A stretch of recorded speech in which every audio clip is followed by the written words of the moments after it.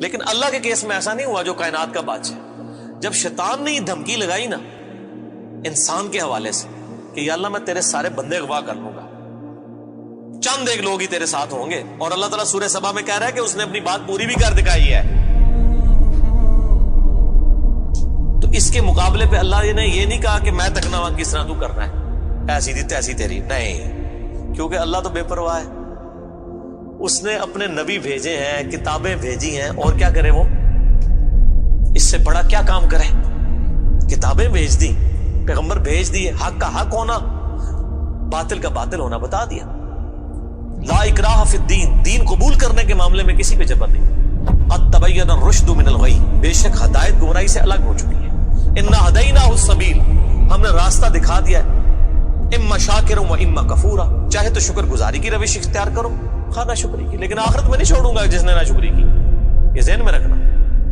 لیکن ہدایت بھی سب کو پلیٹ میں رکھ کے نہیں دوں گا. والذین جاہدوا فینا لنہدینہم سبلنا, جو لوگ کوشش کریں گے انہی کے لیے حق کے راستے کھولوں گا. جو کوشش نہیں کرے گا دریا کے کنارے بھی پیاسا مر جائے گا. جس طرح اکثر مسلمان مر رہے ہیں اس وقت, قرآن گھروں میں پڑھا ہوا ہے لیکن وہ پڑھا ہوا نہیں ہے, پڑھا ہی ہوا ہے. جو کوشش کرے گا اس کو ہدایت ملے گی. عزیز سمجھنا, ساڑھی کو رشتہ داری ہے اللہ نال.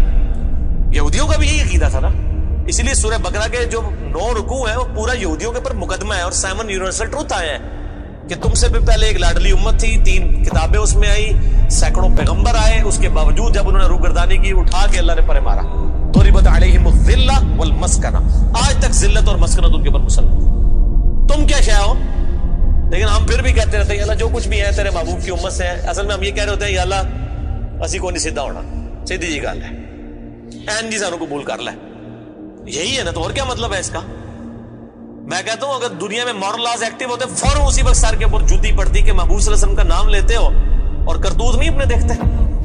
قال فالحق, اللہ فرماتا ہے یہ ہے سچائی, والحق اقول, اور میں کہتا ہی سچی بات ہوں. یاد رکھیں لأملأن جہنم منک وممن تبعک منہم اجمعین, جو کوئی بھی پھر شیطان تیری پیروی کرے گا نا میرے بندوں میں سے, تو میں نے کسی بندے کی گارنٹی نہیں لی ہوئی, میں اس کو اور تجھے اور تیرے سارے فالوورز کو دوزخ میں ڈال دوں گا, دوزخ کو بھر دوں گا تجھ سے اور تیرے فالوور سے. یعنی میں اپنے کسی بندے کی کوئی گارنٹی نہیں. قرآن حکیم کی سخت ترین آیت میں اکثر کوٹ کرتا ہوں, سورۃ الاعراف آیت نمبر 179, وَلَقَدْ ذَرَأْنَا لِجَهَنَّمَ كَثِيرًا مِنَ الْجِنِّ وَالْإِنسِ, اور بے شک ہم نے کثرت کے ساتھ جن اور انسان پیدا ہی دوزخ کے لیے کیے. اتنے خطرناک الفاظ, لیکن اس کے آگے الفاظ ہیں, اللہ کوئی فنیٹک نہیں ہے, نعوذ باللہ. اللہ فرماتا ہے ہم نے ان کو دل دیے تھے, عقل دی تھی سوچتے نہیں, کان دیے تھے سنتے نہیں, آنکھیں دی تھی دیکھتے کر کے حق بات حاصل کرنے کی کوشش نہیں کرتے. اولئک کالانعام بل هم اضل, یہ چوپایوں کی مانند ہے بلکہ ان سے بھی گئے گزرے ہیں جو لائی لگ بنے ہوئے ہیں. کان آنکھ عقل کو یوز کر کے حق بات اور باطل میں تمیز نہیں کرتے ہیں, تو یہ دوزخ کے لیے پیدا ہوئے ہیں. اور ہمیں نظر بھی آ رہا ہے اکثریت واقعی دوزخ کے لیے پیدا ہوئی ہوئی ہے.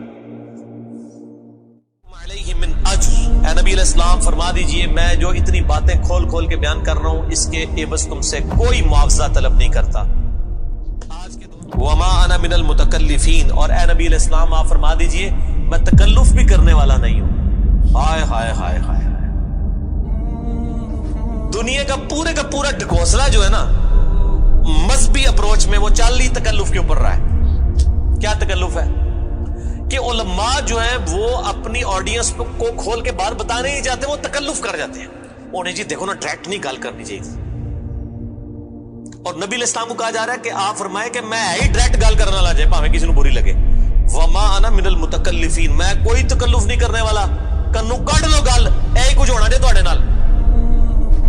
یہ اتنے سخت الفاظ ہیں کہ میں کوئی تکلف نہیں کر رہا. کیا مطلب کہ اللہ نے کسی کی کوئی گارنٹی نہیں لئی. اللہ تعالیٰ فرما رہا ہے کہ شیطان میرے جن بندوں کو اغوا کرے گا میں نے کوئی گارنٹی نہیں لی ہوئی, میں انہوں نے بھی چھوڑ دیا گا دوزخ کی. ایسی تھی تیسی تہاڈی, کسی پلے کیس نہ رہنا, کوئی تکلف نہیں ہے. نبی علیہ السلام کھل ڈل کے ان کو بات کرتے ہیں. اب جو قرآن پڑھے گا تو اس کو یہ میٹھی میٹھی تقریریں جو لوگوں کی جعلی ہیں, اوروں کی کہانیاں, بزرگوں کی کہانیاں, جانوروں کی کہانیاں, ٹھیک ہے جی, تو ایک کہانیاں انہوں نے پھر انہوں پتہ لگے, قرآن پڑھو اللہ دے بندے کو پتہ لگے. ٹھیک ہے, صحیح. اسلام کا قول ہے کہ